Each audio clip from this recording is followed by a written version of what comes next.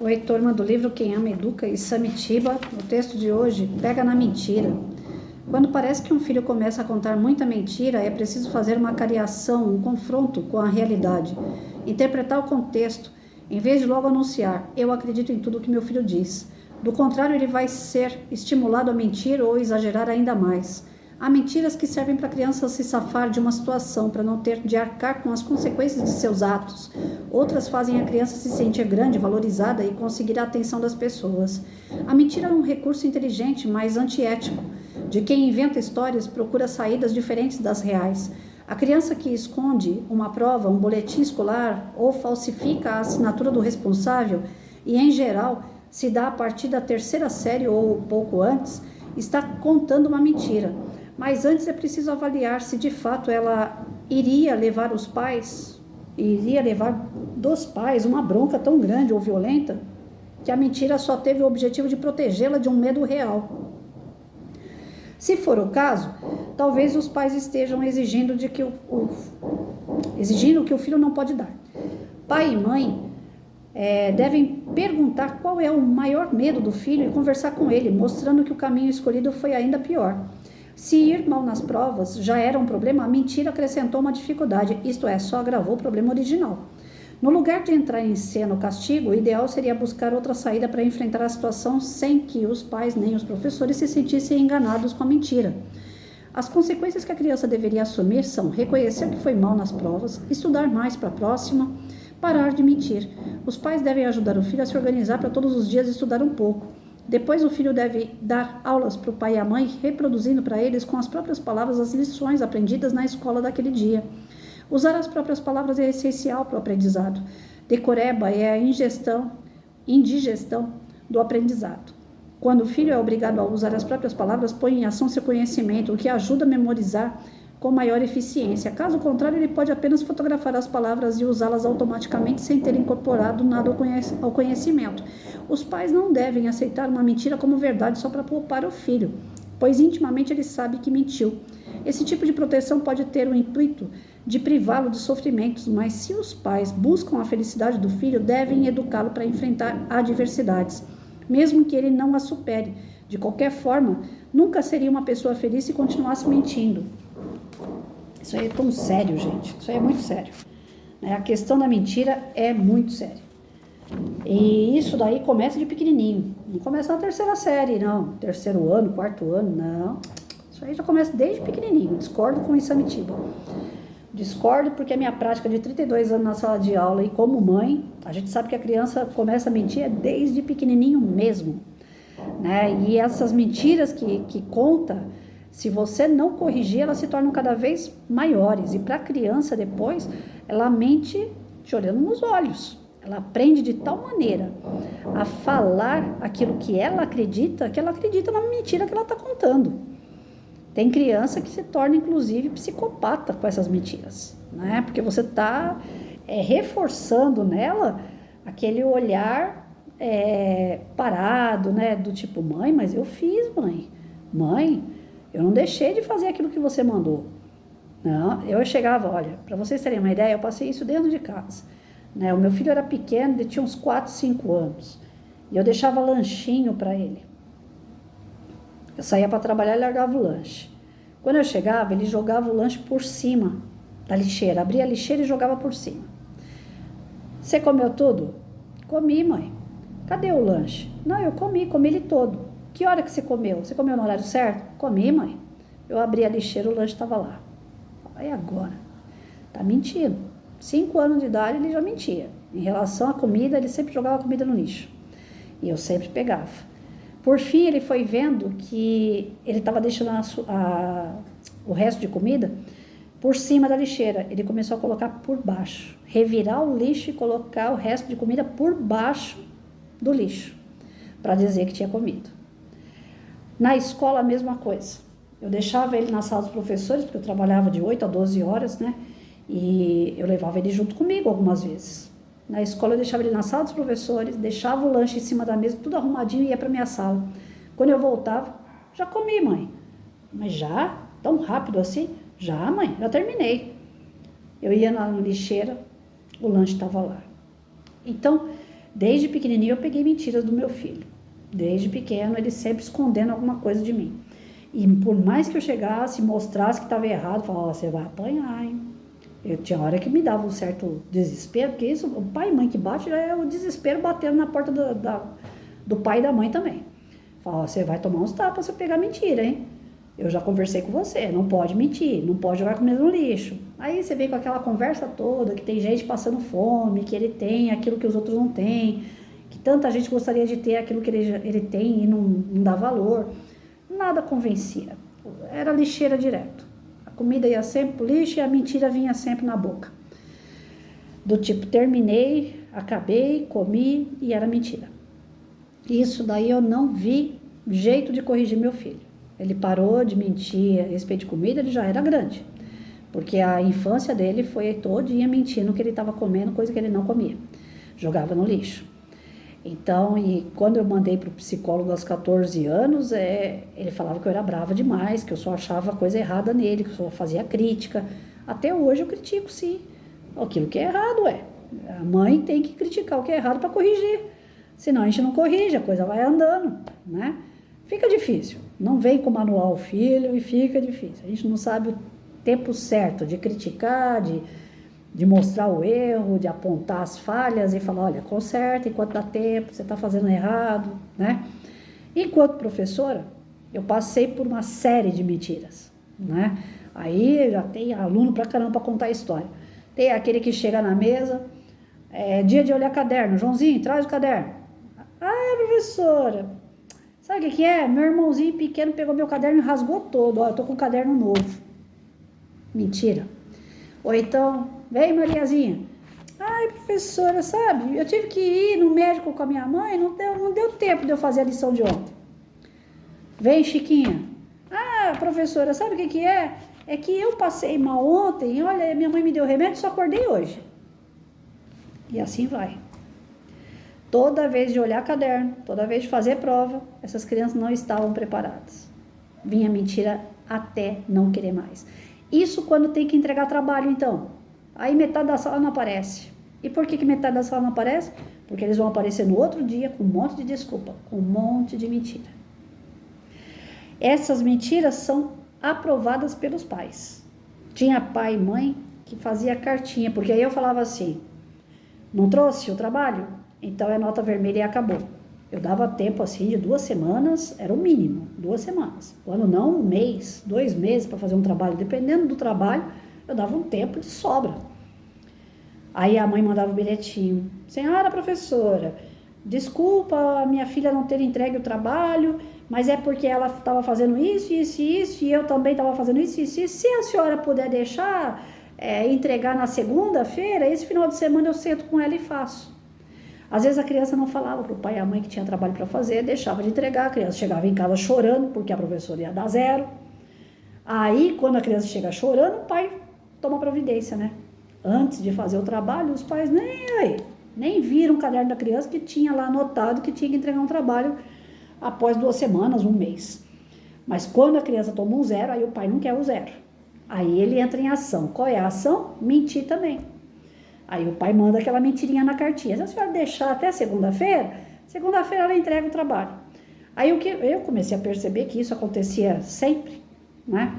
E aí eu comecei a fazer da seguinte forma, para não prejudicar tanto a criança, porque eu via que era falta também dos pais de orientar, de estar próximo da criança, a culpa não era totalmente da criança. Para não prejudicar tanto, eu fazia assim. No dia 10, vale 10. No dia 12, vale 5. No dia 15, já não vale mais nada. Então, eu dava aquele prazo de entrega, valendo nota total, e depois eu ia descontando. Entregou atrasado? A não ser através de atestado. A criança entregou um atestado, ela não podia vir para a escola para entregar o trabalho, aí eu aceitava o trabalho depois. Ainda assim, eu tinha alunos que eram tão responsáveis que mesmo estando com problema de saúde, eles faziam trabalho em casa e mandavam alguém da família entregar o trabalho na escola. Ou seja, nem justificava eu fazer dessa forma. Mas para não ficar assim, gritante, tanta nota vermelha pela falta de comprometimento e tanta mentira que pais e crianças faziam, Eu tentei amenizar, tentei ter esse jogo de cintura. Só que eu não contava que eu ia entregar, quem entregasse depois ganhava menos, né? Isso aí eu não falava. Eu falava que só tinha aquela data para entregar. Mas depois eu esticava 2, 3 dias, valendo menos. Que eu não acho justo também uma criança que entregou depois ter a mesma nota daquela que foi responsável em entregar no mesmo dia. Então, trabalhos, caderno, mentira para ir no banheiro. Professora, eu tô apertada. Professora, eu tô apertada. Aí você olha na cara da criança, você tá vendo que é mentira. Professora, mas eu vou fazer nas calças, professora. Porque ela sabe que se ela fizer toda aquela cena, você vai deixar ir no banheiro. Então, eu tinha que olhar bem no olho da criança, eu tinha que entender o comportamento dela diariamente na minha sala, para eu saber se aquele momento ali era uma vontade de ir no banheiro mesmo ou era cena. Porque criança encena o tempo todo, eles vivem no lúdico. E se a gente não ficar esperto, a gente é passado para trás por uma criança de 4, 5 anos de idade. E fora que a criança que mente, aí é que está o problema. A criança que mente e não é corrigida, ela se torna o quê? Um adulto mentiroso. Ela olha nos seus olhos, ela fala que te ama, mas por dentro não tem sentimento nenhum. São esses Dom Juan que tem por aí. Não tá cheio de homem por aí que ganha a mulher pela fala, pela forma de conquistar a pessoa, carinhoso demais, dedicado demais. Cena. Muitos são cena.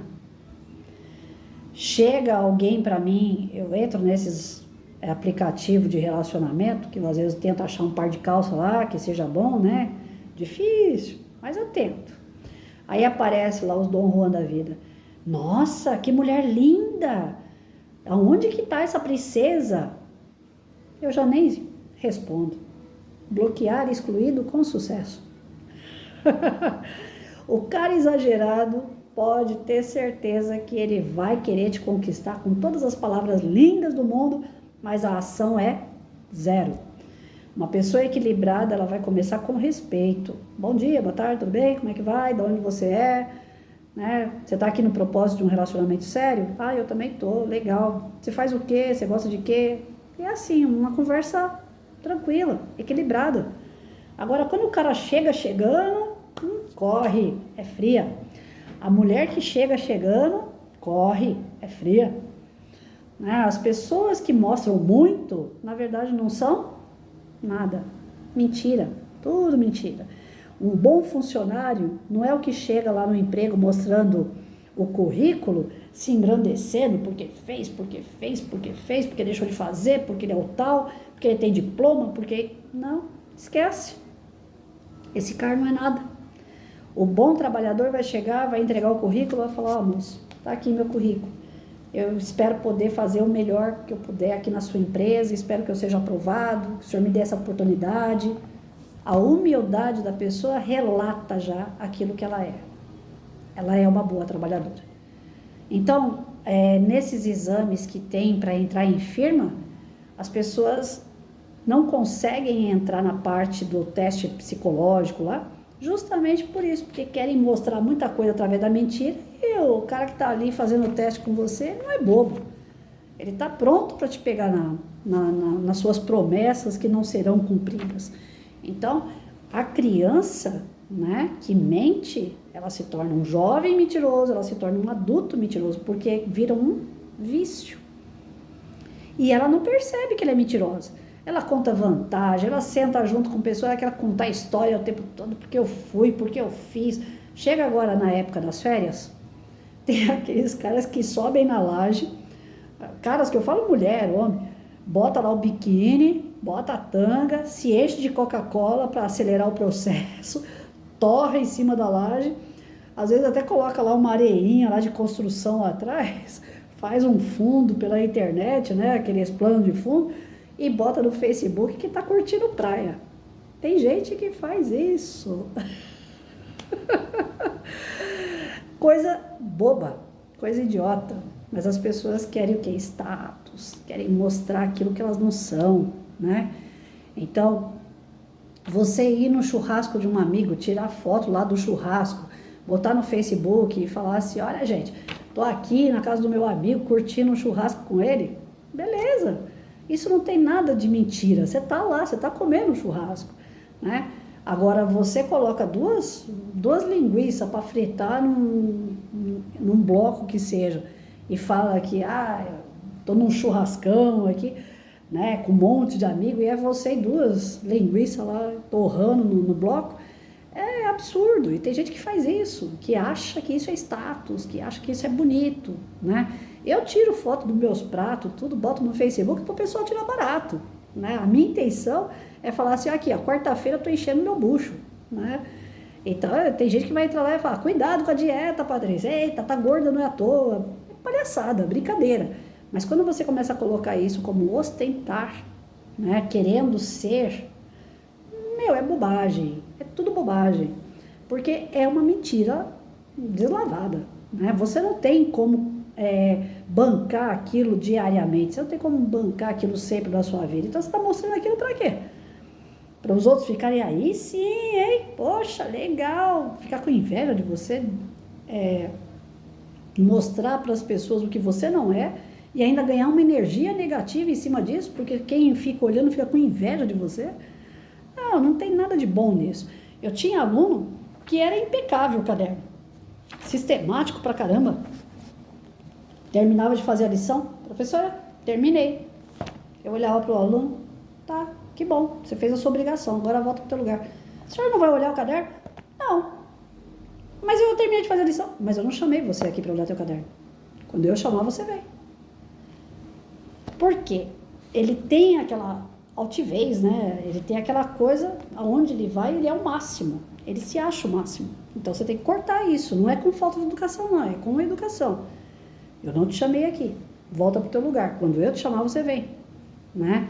E ele sai se gabando dos outros. Esse tipo de aluno, ele gosta de se gabar. Ele gosta de falar assim, eu terminei primeiro. Eu sou o máximo. Eu faço primeiro. Eu faço perfeito. Eu não erro nada. Ele gosta da resposta na frente de todo mundo. Esse é um típico cara que mente também. Quando você pegar um aluno desse naipe, ele é mentiroso também. Ele pode ser competente, ele pode fazer a lição primeiro que todo mundo, ele pode ser caprichoso, sistemático, de verdade. Mas ele tem já aquela altivez do tipo, eu sou o máximo, então é porque ele gosta de contar vantagem. O aluno que gosta de contar vantagem, você tem que ir cortando, você tem que ir ensinando ele, menos, humildade é tudo, faz parte da vida a gente ganhar, perder, vai ter momento que você vai ser o 100%, vai ter momento que você vai ser o 0%, e tá tudo certo, mesmo sendo 0%, você tem que ir cortando a asinha desse cara, porque ele cresce tanto que ele começa a contar vantagem. Então é aí que tá o perigo. E esse que conta vantagem é o adulto que conta vantagem, né? É o adulto que toma o sol em cima da laje de biquíni tomando Coca-Cola no corpo, né? Para acelerar o processo de queimação aí, né? Então a gente tem que pegar essa turminha que tem o costume da mentira e trabalhar para não mentir. É fácil? Não é não. Tem que ter muita observação, tem que ter muito cuidado, tem que ter muita atenção a esse indivíduo que demonstra que não tem um equilíbrio. Porque a mentira nada mais é do que falta de equilíbrio. Se é por medo, como o Samitiba colocou aqui, a criança vai falar que quebrou uma perna ou que a avó quebrou uma perna porque ela não levou o caderno completo para o professor. Ela está mentindo porque ela está com medo de tomar bronca. Então, você vai ter que mostrar para ela que ela vai tomar bronca sim, porque é consequência do quê? Da escolha dela. A escolha dela foi não fazer a lição, não cumprir a obrigação dela. Então, ela tem que aceitar a bronca. Vai ter um momento de receber o elogio quando ela fizer a lição, mas naquele momento ela vai tomar bronca. Então, não tem essa de, ela tá com medo, então eu vou aliviar o lado dela. Não, eu tenho que dar bronca também. Dizer sim, dizer não faz parte da educação de uma criança. Não é o tempo todo, que bonitinho, que fofinho. Nossa, tinha que fazer 10, você fez um só. Parabéns porque você fez um só. O construtivismo faz isso. Cuidar dos professores que trabalham só com construtivismo, hein? Tá aqui uma professora que passou pelo tradicional, passou pelo construtivismo e chegou no vivencionista. Vivencionista, ninguém nem fala dessa prática, porque não é conveniente para esses governos falarem, né? Mas o ideal seria vivencionista. Quantas vezes para falar de São Paulo, para falar do Brasil, para falar de industrialização, para falar de rio, para falar de localidade, de localização, geografia, história, para falar de ciência. Eu catava meus alunos, levava dentro do quartel da rota. Vocês vão falar assim, mas o que tem uma coisa a ver com a outra? Tem tudo a ver. Entra lá no comando da Polícia Militar, procura o pessoal do roteiro cultural da Polícia Militar.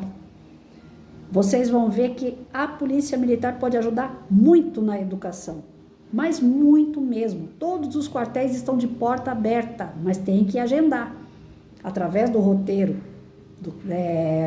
cultural da Polícia Militar. Entrem lá e levem seus alunos para o quartel. Vocês vão aprender um monte de coisa e vão ensinar diversas, porque o professor aprende muito quando entra em quartel. E a gente deixa de ser aquele cara que pega daqui e dá aqui. A gente começa a pensar, abre a mente da gente. O pessoal pensa que por ser polícia, militar, é tudo pau mandado, né? Faz tudo que o mestre manda. Isso é hierarquia de quartel. Agora, de conhecimento, os caras dão de 10 a 0 na gente, viu, gente? A gente faz faculdade e lá dentro do quartel, às vezes tem cara que fez só o 2º grau, mas eles dão de 10 a 0. É uma vergonha para professor. Porque a gente pensa, né, que o cara tem o 2º grau, fez o concurso, ele não sabe muita coisa. Não é o certificado que faz a inteligência da pessoa, não. É o conhecimento diário. É estar ali no dia a dia, lidando com a verdade, trabalhando a verdade. A gente na sala de aula, a gente fica emburrecido. Fecha 4 paredes em volta do professor, dá um livro na mão dele, babebi, bobu. Fica só naquilo ali. E a criança não tem culpa se o professor não sai disso. Então o professor tem que sair. O professor tem que mostrar o mundo lá fora. Quartel é uma boa saída. Tá aqui alguém que andou dentro de quartel até não querer mais com criança e olha, foi show de bola. Não perdi vidas. As crianças que estavam envolvidas com droga, com promiscuidade, levei para quartel e a gente conseguiu dar um jeito. Porque é vida. Vivencionista é a minha pedagogia. Procurem isso na Google. Pedagogia vivencionista é a melhor que tem. E olha que eu rodei tudo. Agora, a construtivista é muito perigosa. Porque é um tal de... A criança escreveu lá abacaxi. A criança escreveu A-A-A-I. Parabéns, Joãozinho, você escreveu abacaxi. Não, ele escreveu A-A-A-I. Ele não escreveu abacaxi. Aí você fica dando elogio o tempo todo para coisas que estão erradas. Você está ensinando a criança a mentir. Você está sendo mentiroso com a criança. Quando a criança perceber que A-A-A-I não era abacaxi, ela vai falar, poxa, é que nem quando eu cheguei no 2º grau. O professor virou e falou assim, vocês estão idolatrando ainda até hoje o Pedro Álvares Cabral? Mas como que ele descobriu alguma coisa que já tinha índio aqui? Como é que ele fala que não conhecia o território do Brasil se foi feito o Tratado de Tordesilhas em 1472, se eu não me engano, né? E foi antes de 1500, onde dividia o Brasil entre Espanha e Portugal. Se Espanha e Portugal estavam dividindo o Brasil em 1470, como é que em 1500 só é que descobriram o Brasil? Você divide uma terra que você desconhece? Nunca. Os portugueses e os espanhóis já sabiam que existia o Brasil. Então, 1500 é uma data que eles vieram invadir, pode até ser, mas que eles já sabiam da existência do Brasil em 1470, isso é fato. Aí o meu professor de história contou isso no 2º grau e eu fiquei com a cara. E eu sempre comemorei o dia do descobrimento do Brasil, sempre pintei Pedro Álvares Cabral como herói do Brasil, herói que matou um monte de índio. Então a história mudou completamente quando eu cheguei no 2º grau. Eu falei, meu professor mentiu pra mim, gente. Fiquei tão triste porque eu adorava meu professor. Fiquei tão triste porque eu achava que os meus heróis foram caindo um a um quando chegou no 2º grau. E na faculdade, então, que eu fui fazer História, Geografia, USPB, Educação Moral, aí que os heróis tombaram de vez, porque tem muitos que nem existiram, não era herói coisa nenhuma. Botaram uma pessoa lá para representar tal evento e ficou. É como se hoje eu olhasse, né, a história do Brasil atual. Quem é o nosso herói hoje? Aonde que nós temos um herói hoje? Heróis são os médicos, são os policiais, são pessoas anônimas que todo dia fazem alguma coisa pela sociedade para o bem comum. Esses são os verdadeiros heróis. Então, é um cara que está lá na televisão, que tem um humor bom, não um humor negro, né? Mas um humor bom que me faz rir. É um brasileiro que passa fome, que passa necessidade, tá rindo. O cara que faz o brasileiro rir é um herói. Então, assim, é muita mentira em volta da gente. E a gente reforça essas mentiras para a criança. Né? Às vezes a mãe não quer que o pai saiba que ela vai em tal lugar, ela mente, a criança está vendo, você está dando exemplo errado. A criança vai aprender, vai mentir também. Então, se eu vou falar de mentira aqui, ixi, eu vou embora. Então, vou parar. Mas vamos entender, nem nós podemos mentir, porque nós somos exemplo. Nem podemos reforçar a mentira numa criança, tem que cortar isso enquanto é tempo, desde pequenininha. Na escola não se deve arcar com mentiras, deixar... o aluno falou que ele faltou porque ele quebrou a perna, eu vou acreditar e vou dar trabalho para ele só para evitar problema. Tem professor que quer evitar problema. Só que você está evitando problema seu, egoísta. E o problema do aluno, você está evitando? Você está realmente ensinando o teu aluno? Aí é uma questão de consciência, né? Então vamos lá. Trabalhar, trabalhar e trabalhar. Porque essa parte aí exige muito trabalho. Tanto dos pais como dos professores. E é o tempo todo. Não pense vocês que é uma vez só, não. É o tempo todo.